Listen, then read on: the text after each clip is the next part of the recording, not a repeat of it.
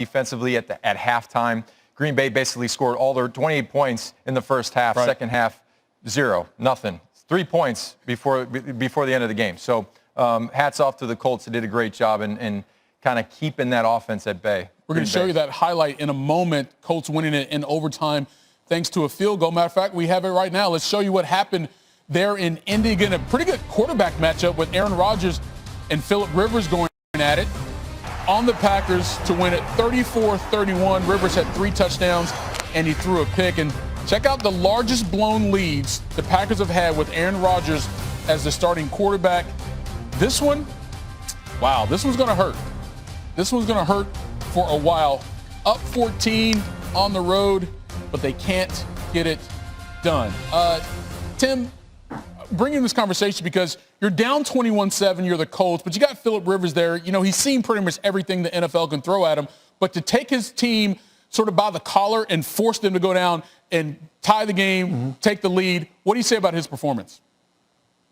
Well, it's impressive, especially when you look at, that's now a 7-win football team. And so, the decision to sign Phillip Rivers is looking pretty good right now. And look, I think when you look at this game, there's a lot to digest from it because there are moments, like you saw in the highlight, where Aaron Rodgers is amazing.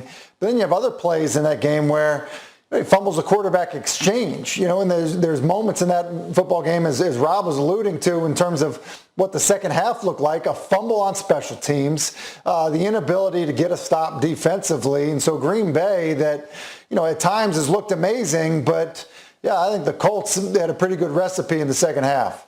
Well, that's a good question to consider here, Rob, because you look at where Green Bay was in terms of being up by 14, but how much of that has to do with what the Packers were not doing versus what the Colts were forcing them to do? Well, I think in the first half, you saw the Colts really, they didn't know how to play. You look at the defense, they were kind of just spot dropping. Aaron Rodgers was just throwing the ball over the place, 3 touchdowns in the first half. Right. And then in the second half, it was like just a tale of 2 teams. The second half, they come out, defense tightens up a little bit more pressure on the quarterback, forcing fumbles in special teams. That always helps. When you can force a turnover on special teams, Cassius Marsh call out here, he forced that fumble. Yep. And hats off to Frank Ross, who took over for Bubba Ventrone, the special teams coordinator, went down right before this game with a positive COVID test. So Frank Ross steps in. Special teams plays great, and they were able to win this football game through special teams, playing physical up front on defensively. And you look at Rodgers at the end, he had a chance, but they weren't able to get it done. They turned it over, and the Indianapolis was able to capitalize on that. Yeah, Tim, what do you make of the Packers' offense considering where it started and where it ended up, especially there in the second half? Well, they lost opportunities. I am surprised that Aaron Jones, only had 10 carries in this football game. I don't think that's really the recipe that Green Bay wants to win with.